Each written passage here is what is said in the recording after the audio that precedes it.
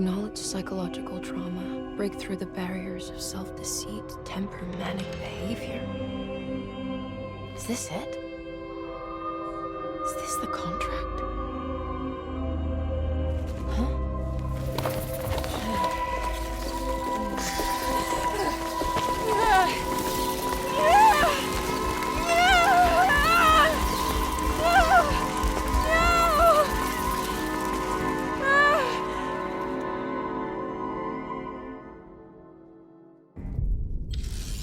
That's one way to get out. Hello again, YouTube, and welcome back to Oh, Jeremy. How much pain and suffering you could have prevented. Emily? What are you doing? Detective, how is your investigation going? Well, I still have no clue where Jeremy is, but I think I know why he's hiding. This place is full of lunatics planning to perform some kind of ritual tonight. Well, that sounds ridiculous. Or rather would have just a day ago. It gets worse.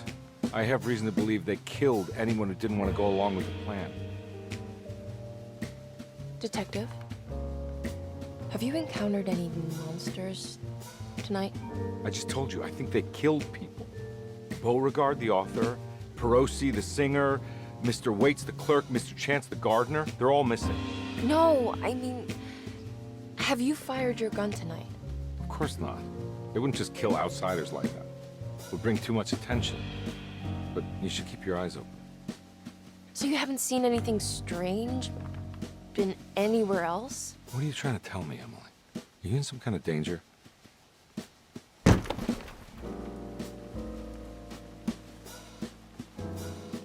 Let me drive you back to New Orleans. I think I have enough. You know, at least get the police to take a look at this case. No, I'm fine. Thank you, Detective. I'll find your uncle to start with. Just stay out of trouble.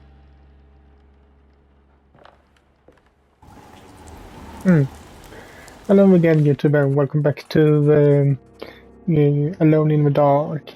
My name is MS Punker1, and I wonder what the detective has been up to, since he hasn't encountered any monsters, or been in Egypt. And the contract. He must first acknowledge psychological trauma in order to proceed. The lying must stop, so we can break through the barriers of self-deceit. Finally, temper manic behavior.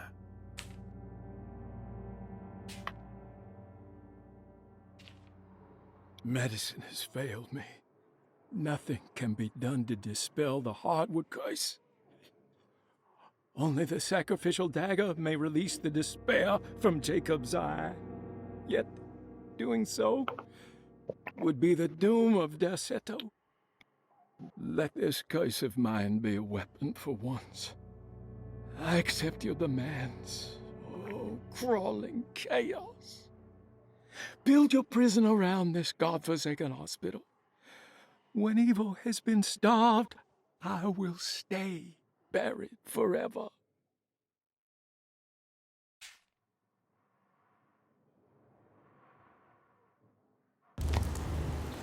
Okay.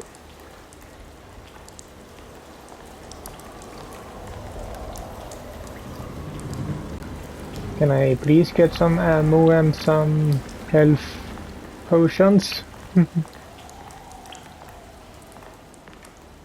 Oh, now I was at the addict. It was almost night when Emily found herself back at Derceto. What exactly had she been doing? And what was Detective Conby talking about? Did any of her findings make any sense? All she knew was that she wanted to figure out what the 3 steps to the contract entailed, and how this was connected to Dr. Gray.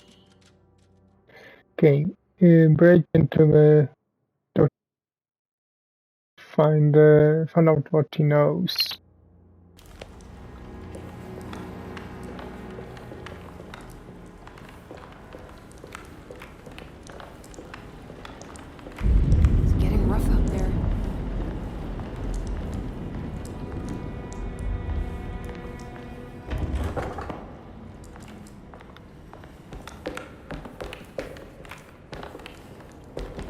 Somehow I ended up at the attic there, yeah.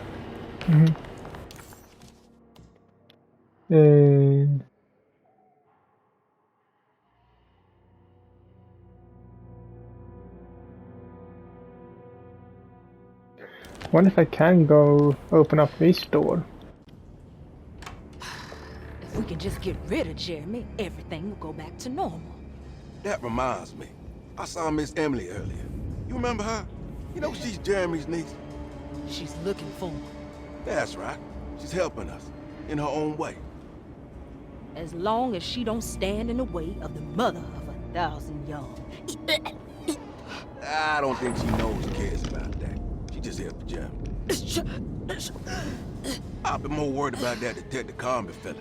He's been snooping around asking all kinds of questions. God, it hurts.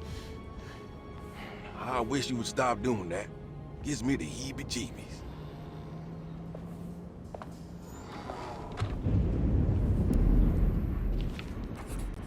So they are doing something shady here, perhaps. Everyone.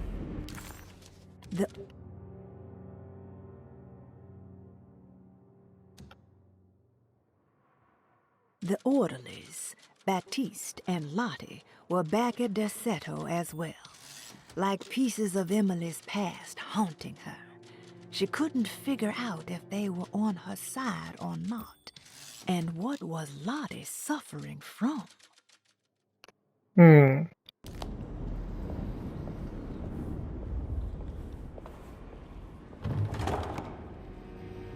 Shouldn't I have so I can fix this door? Did I lose that thing? I think I did actually. Hey.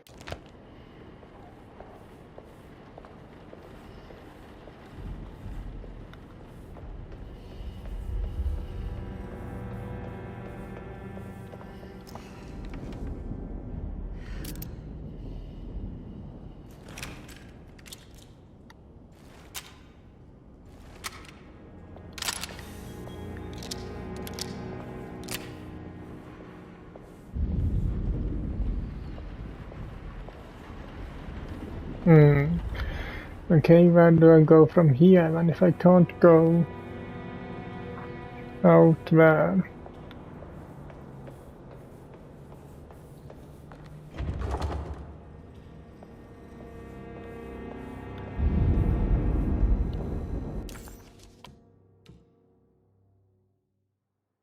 Apparently it seems like that door is... well, this room is complete now. I've seen everything in here.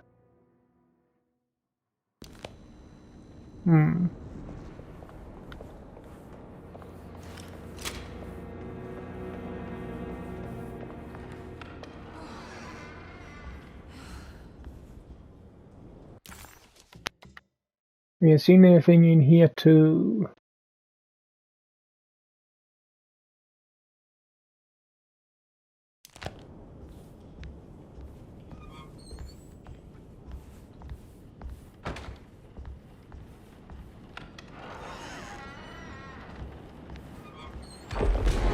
What is going on here?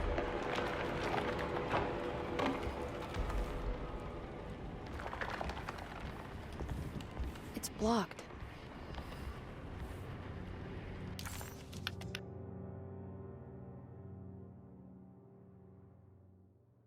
That's strange.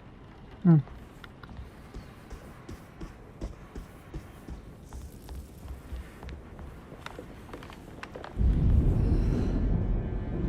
don't want to run into the orderlies right now. I should find another way.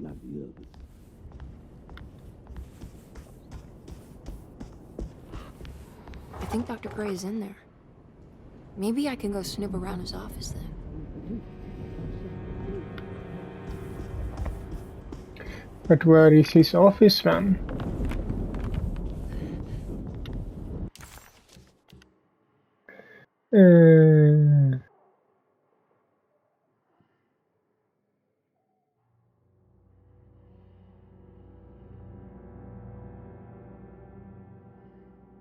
There it is. Okay.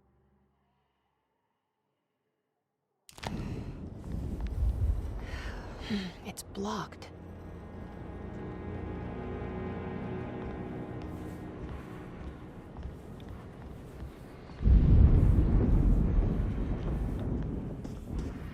Yeah, something really strange is happening here now.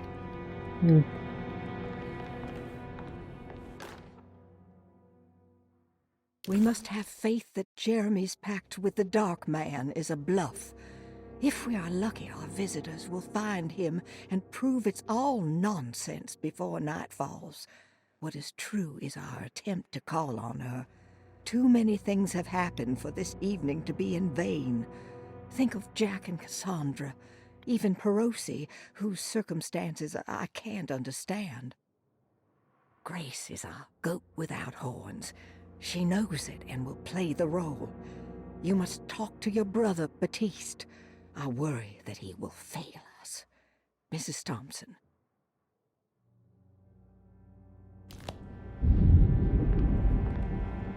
I don't have a key for that.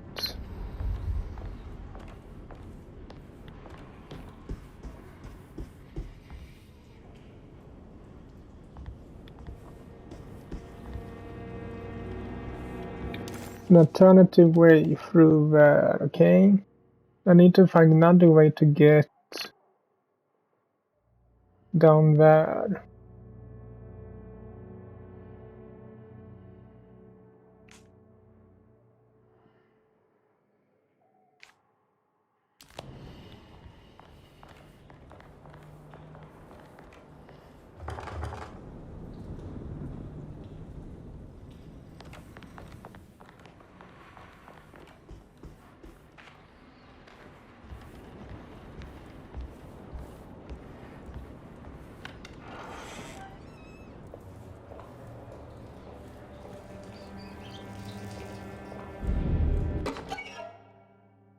Glasses.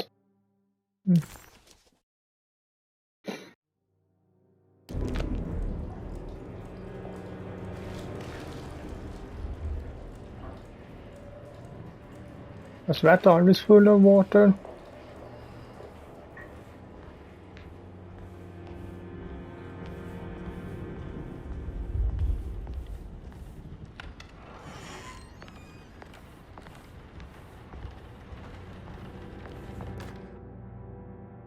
Lunacy and the Astarte Artist Colony, a monograph by Yael Klein. In early 1909, the old Derceto plantation outside of New Orleans was turned into an artist's colony. 3 famous European artists rented the house and the surrounding land from the owner, the Ledoux family. The colony was chiefly run by Sebastian Cortez, who was playfully dubbed the captain by his collaborators, William Arges and Heinrich Kassel.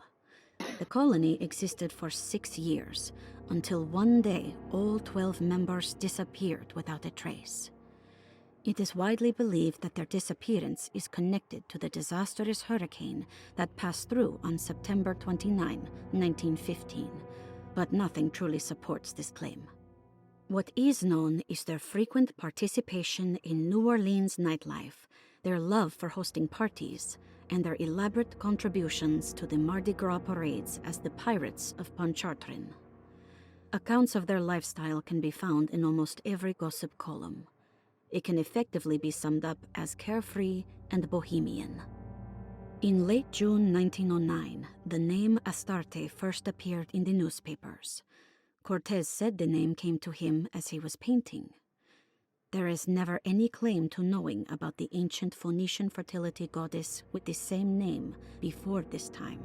His fellow colonist Heinrich Kassel did know, because he later produced sculptures that show clear references to ancient idols of the goddess. It's impossible to know for sure how this name suddenly made an appearance, but it is interesting because of Derceto's history.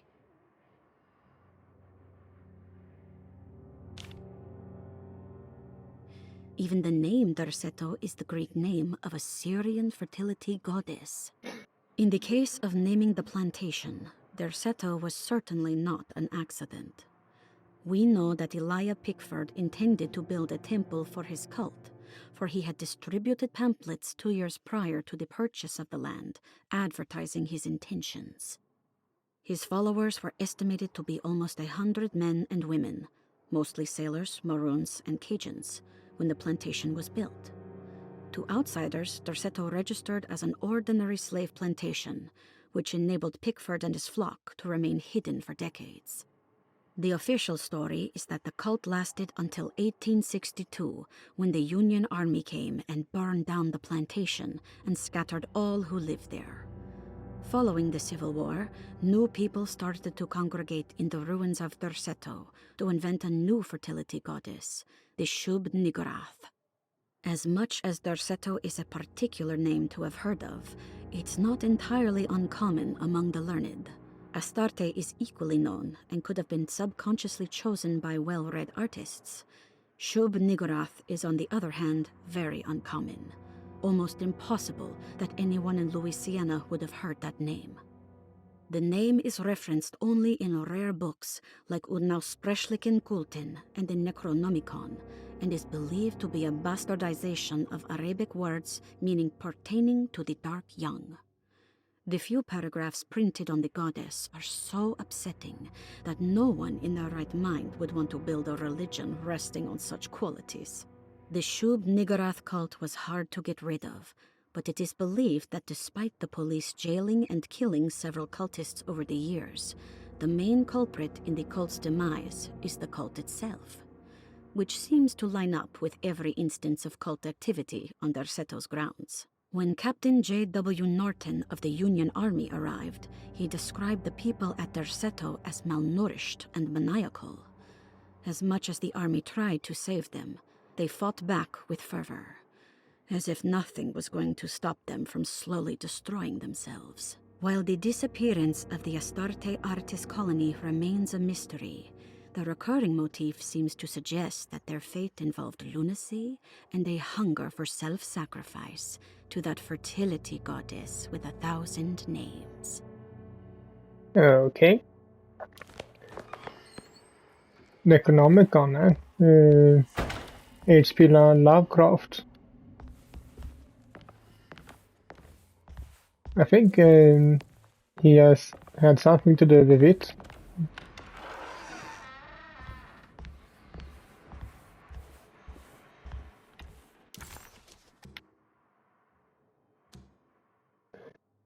Let's see.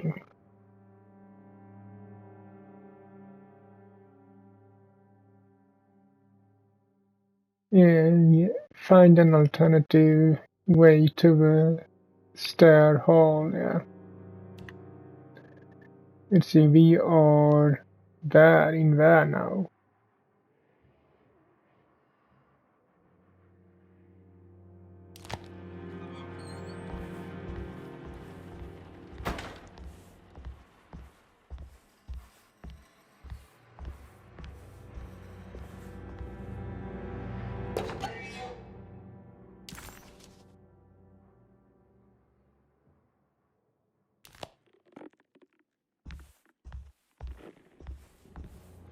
Doesn't know Edward.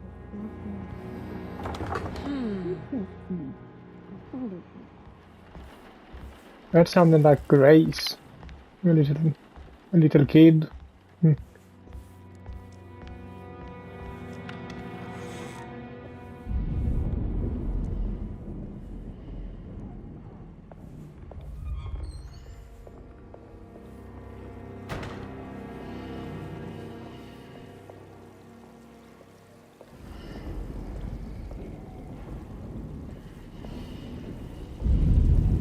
It looks haunting in this light.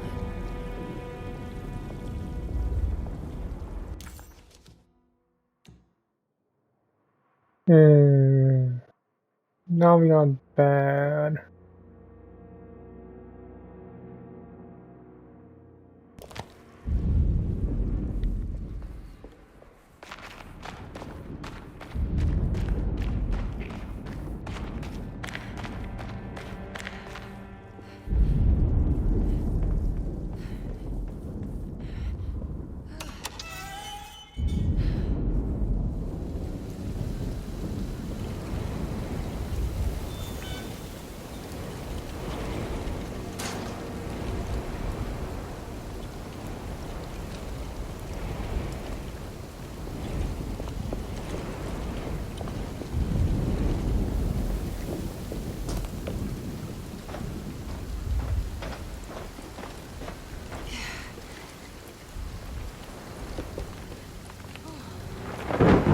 So we found another way to get through here. Okay. Something tells me that was the ladder.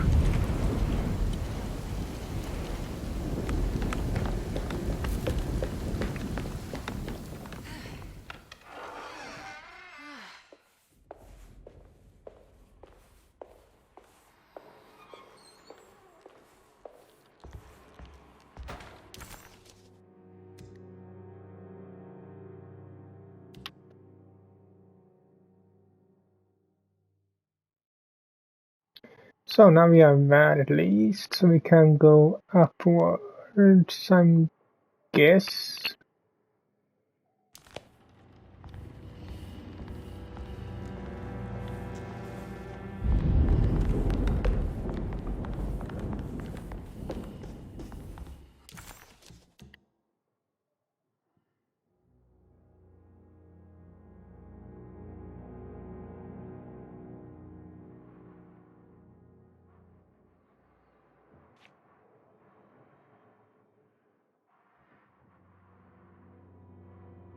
No, it is on the first floor.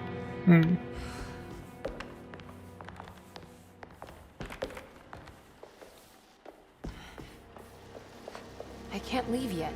I need to get Jeremy out of here.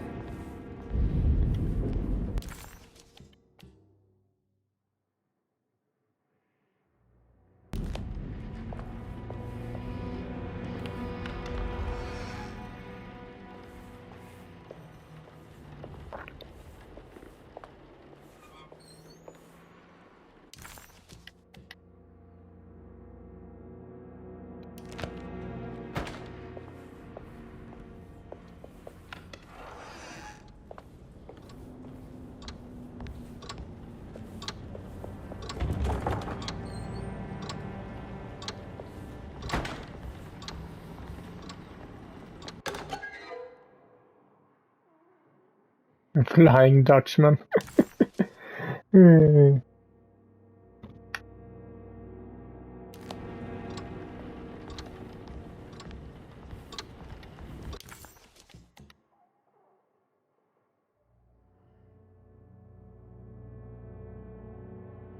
Okay, so I can't go through here.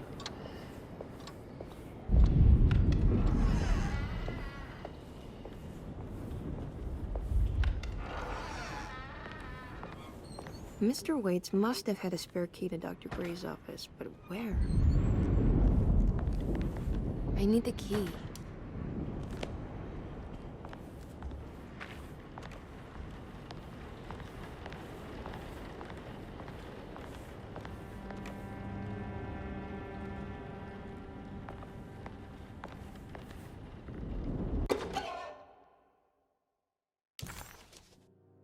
Oh, that one is done now. I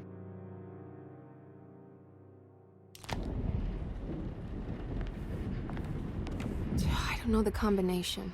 Wait, maybe I do.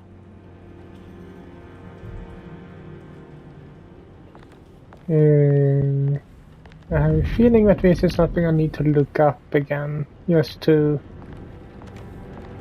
be sure.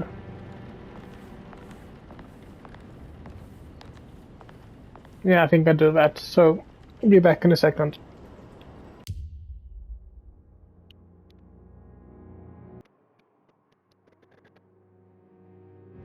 Okay, I've figured out the code our usual way. So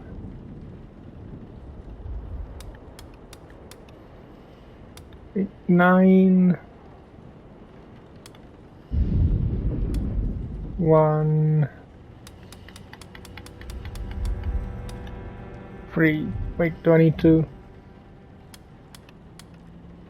9 1?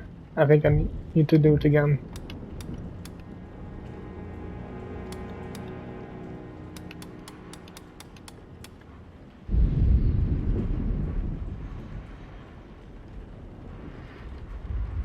Oh no, what stupid me. I'm thinking that's 9 and a 1. But that is okay. Then. It So, worked.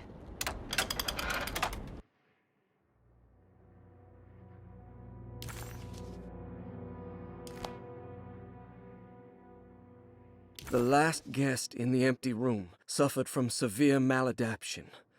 I must write this down, because if I understand the condition sufficiently, it could make me deny this fact at a later date, and there is reason for me to think I may come to suffer the consequences from this dysfunction, as some who came in contact with the guest seemed to adopt a new worldview in which everything was predetermined but broken.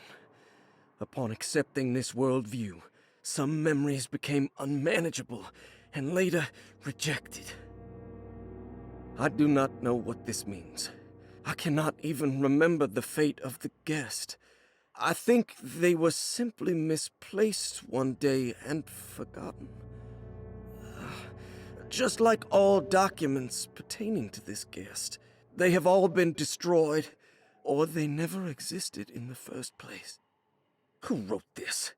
There has never been a guest in the empty room.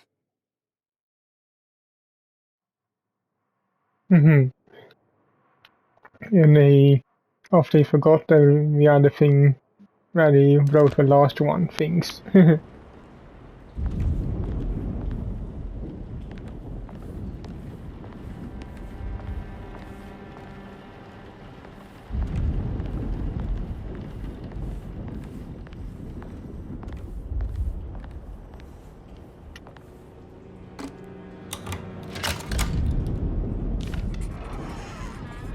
Here we are, Dr. Gray's office. Now let's see if we can find some answers.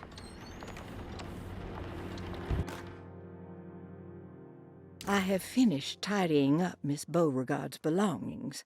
I will leave it to you to contact her agent and have them collect her things.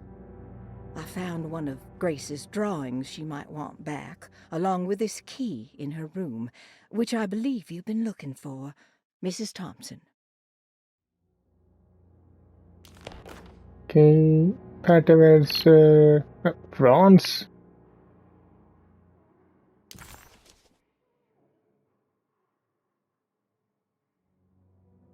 Okay. Investigate Cassandra's room.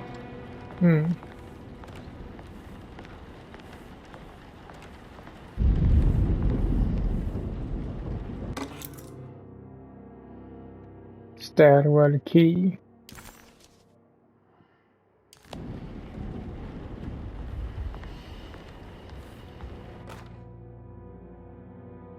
Dearest Dr. Manzetti, I find myself in a losing battle with my patient.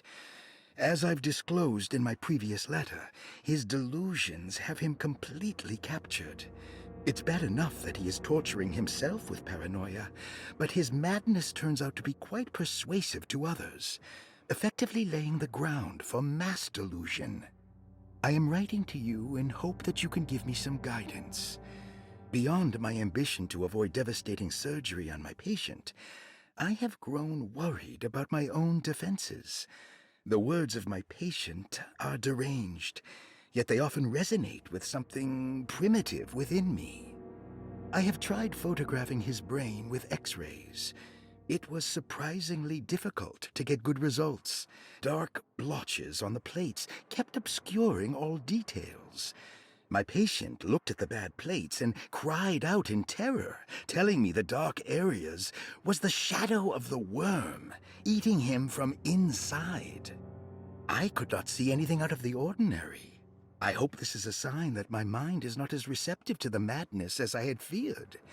After further inquiry, my patient described the shadows inside his mind as some kind of chthonic monstrosity that wants to undermine his sanctuary. This is clearly a reference to a place he calls Teroea, a sort of library or convent that works as a psychological haven. With this imaginary haven threatened by this Chthonian, he has now constructed another, less pleasant hiding spot. Lately, he has been bringing up a metaphor of a steamboat that has run aground, that he feels like he needs to start the engines and reverse. but he is afraid that the hole in the hull would cause the whole ship to sink. I've been watching him turn this metaphor into reality for the last week. He knows it's made up, but he is doubling down, trying to make it a real memory. I feel certain that this is my chance to break through the barriers of his self-deceit. Hmm.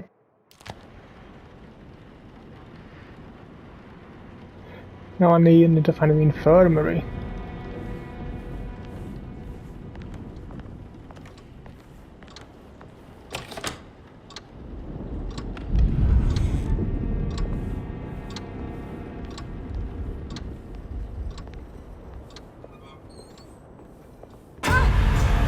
Yeah. This can't be. Okay, how did this turn into a boat?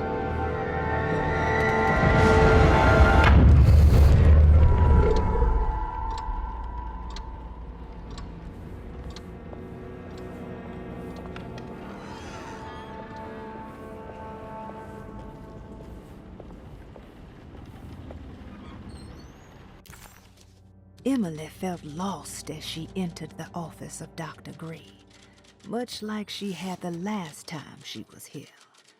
She began to question what she was hoping to find. She was simply going on a hunch that Dr. Gray was somehow tied up in this contract with the Dark Man. Emily couldn't even begin to imagine what kind of evidence she would need, besides a clear confession, of course. But she doubted she would ever find something like that. She was grasping at straws. The steps on the contract were so confusing to her that she was just hoping to get some small indication on where to go next.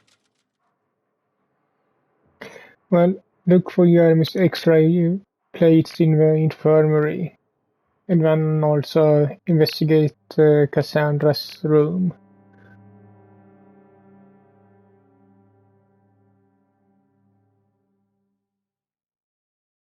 So where is the infirmary then?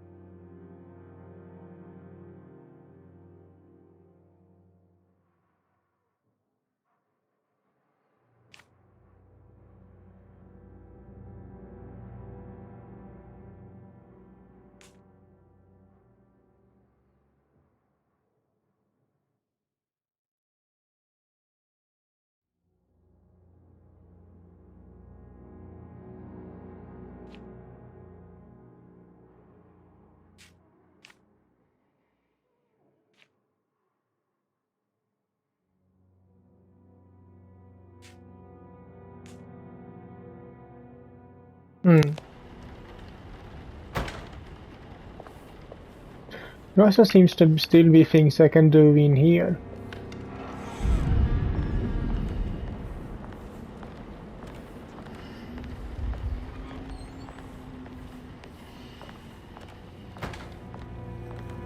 Going to the map, so at least.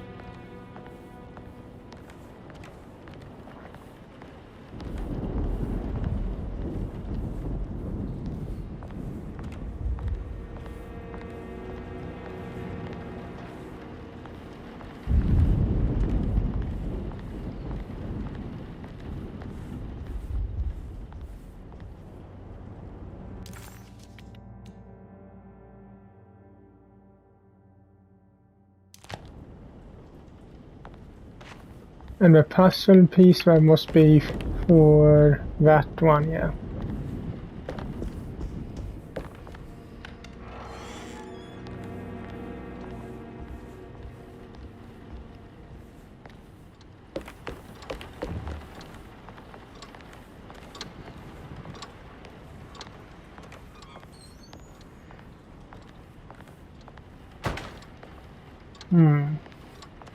Now I can't see anything I can interact with here.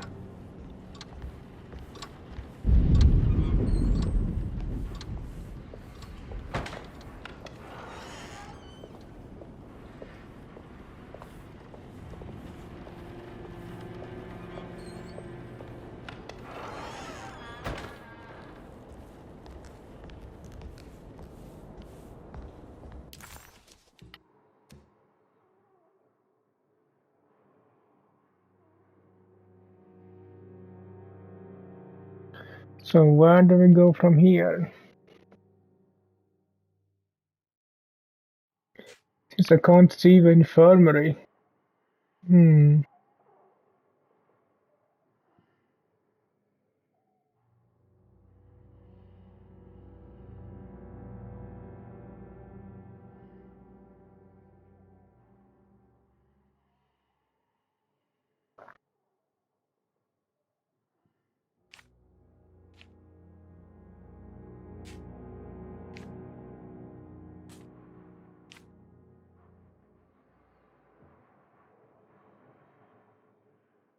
Cassandra's room is at least on the second floor. So if anything, I can guess I can just go up there.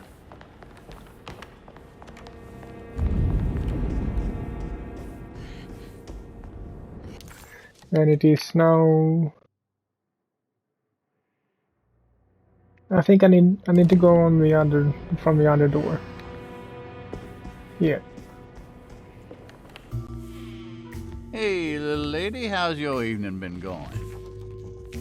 Ups and downs, I suppose. I hear that. We all live in the life of an elevator operator. Are you alright, sweetie? Do you want to see my mask, miss? I'm making it for St. John's.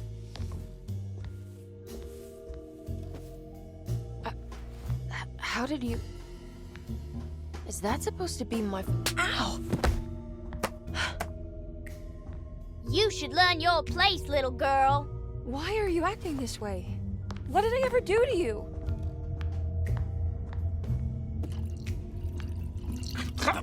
Grace! Grace!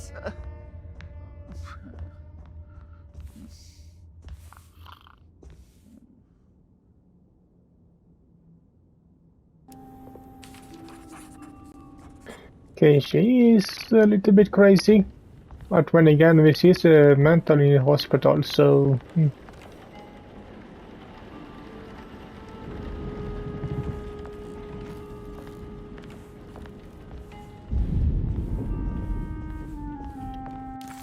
The mask had reminded Emily of her father. It didn't seem like a chance connection, but a purposeful reference made by that child. How could Grace have known what he looked like, and that it would upset Emily so? And why would she use those words? Emily felt like it was beyond strange. It felt impossible. Did it even happen? Was she losing her mind?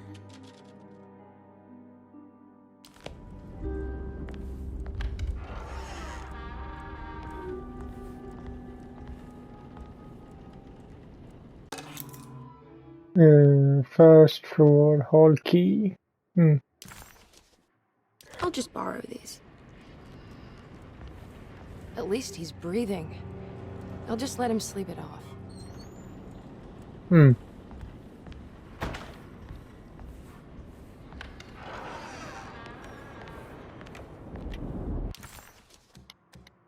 Okay, now we are in Cassandra's room. Like we should. Investigate Cassandra's room.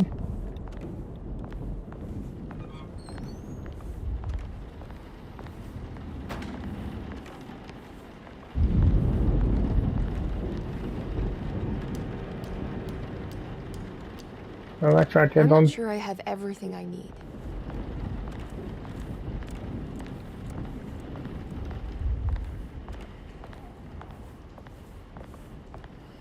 Can it be that something here comes forward when I manage to solve that that one?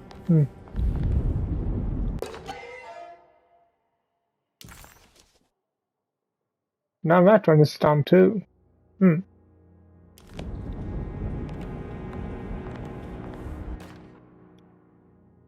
Jeremy knew that the only one who could help him now was the guest in room number 3. The room seemed to have been empty for so long. But that wasn't allowed to be true.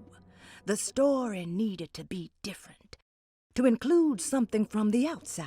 He would bring the guest back to room 3 and show them what was in that safe. 913. But those were not the right numbers. That was the combination for the safe in the clerk's office. Okay, so that's how we get the safe code, if anything. Room number 3.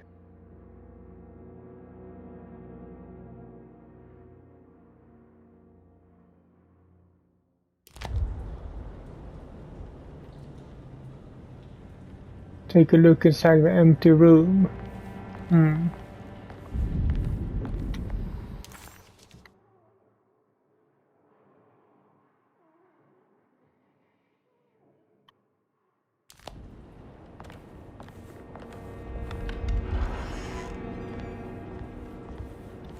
Am I done in here, her room now? Yeah.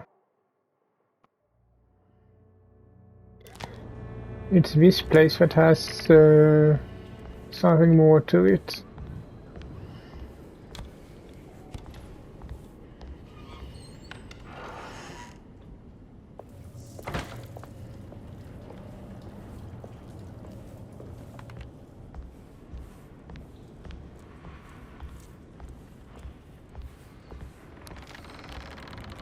There's something missing.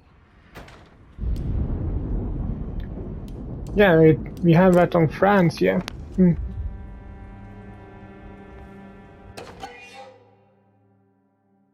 map of Caribbean. Okay, and then we need the mask.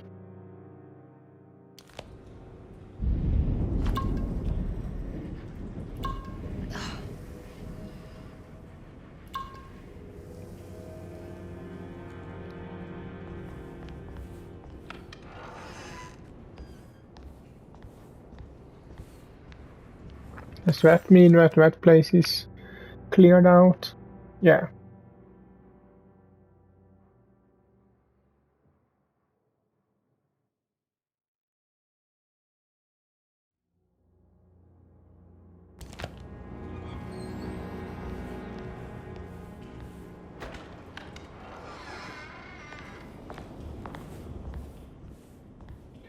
Anything left here?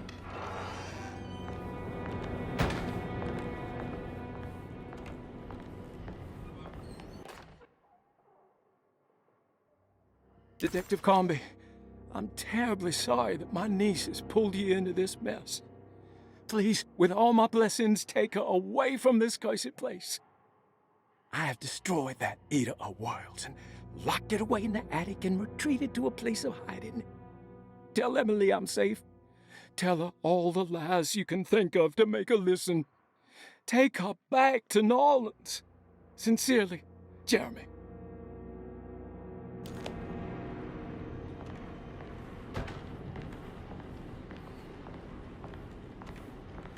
I'm feeling that's all for his room now. Yeah.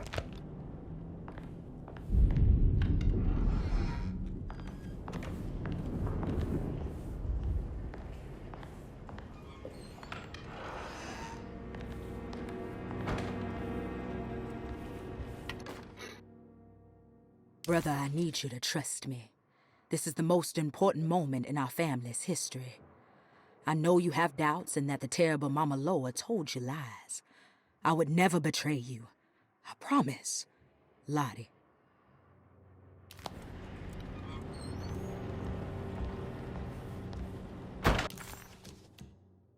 Okay, that's all for her room as well. But where is the thing I need to look for?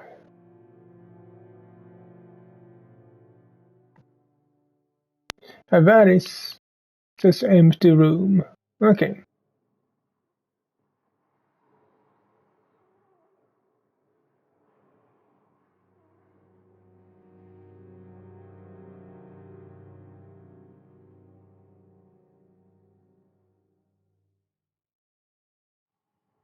On the first floor.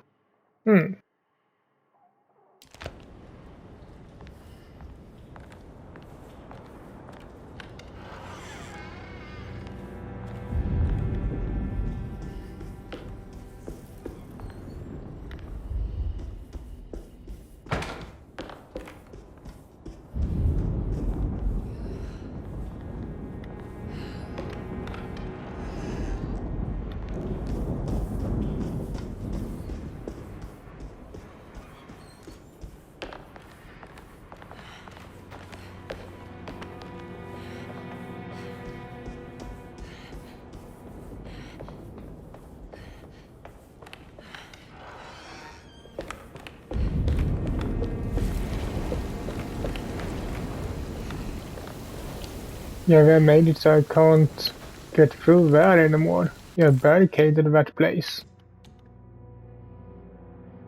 Huh.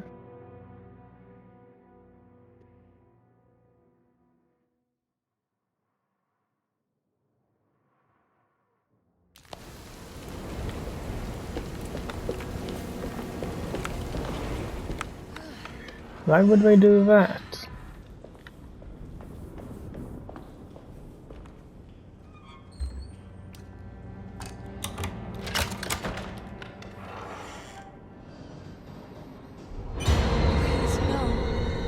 What?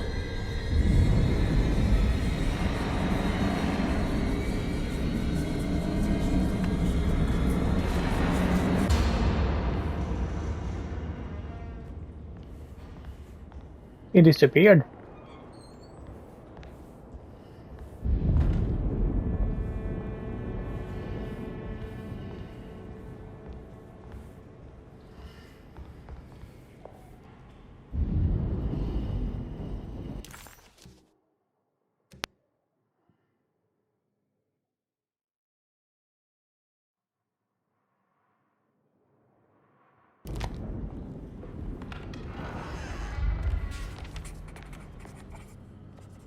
This is my room.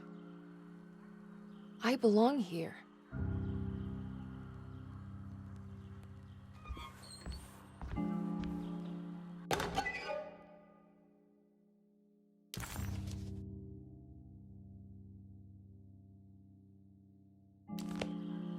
I recognize this view.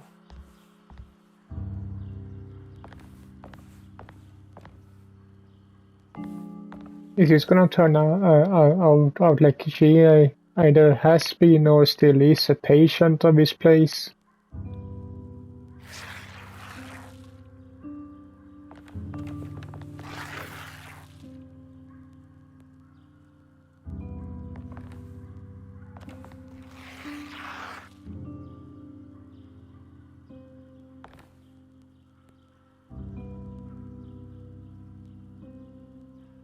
When I get back,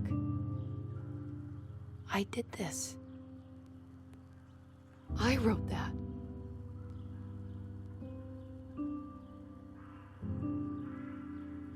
Hmm.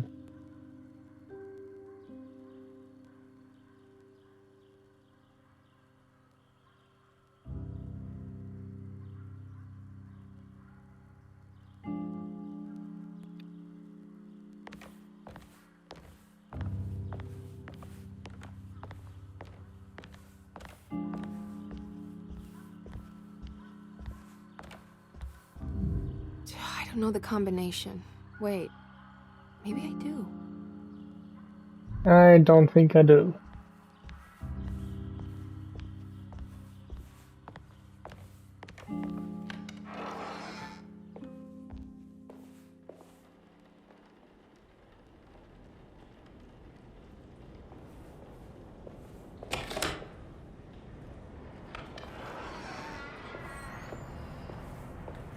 Now this is here, okay. The empty room wasn't meant for patients, but many came and went anyway. Mr. Waits preferred to keep the door locked. He didn't consciously think so, but his primitive instincts wanted to keep visitors from entering in either direction.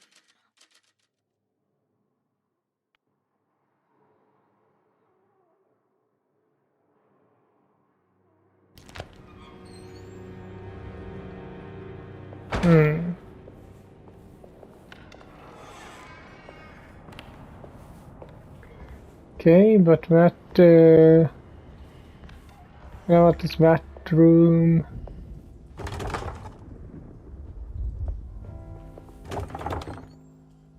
But I don't have a key to that place.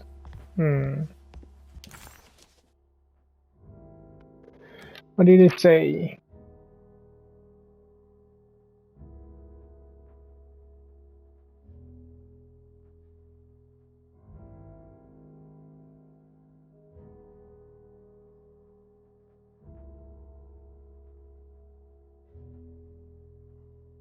Examine the objects in your inventory to find the numbers of the safe.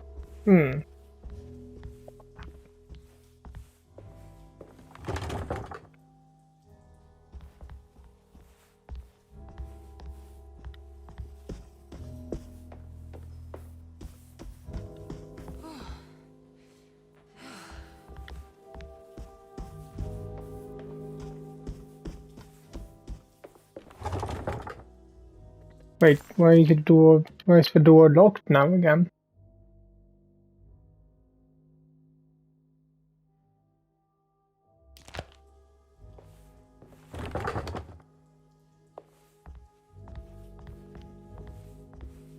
What's going on here?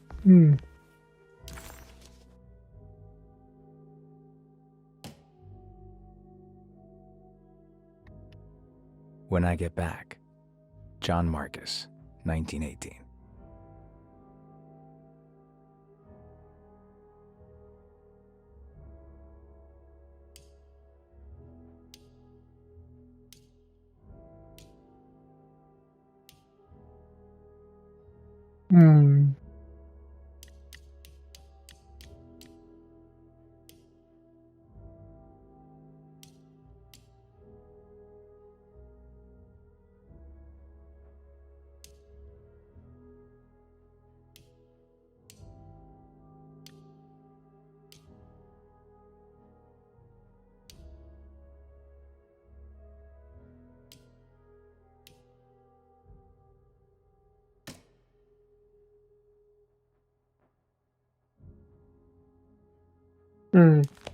Okay, but I think I have to end this here, so hope you liked it, and if you did so, leave a like to it as usual, and I will see you all in the next one.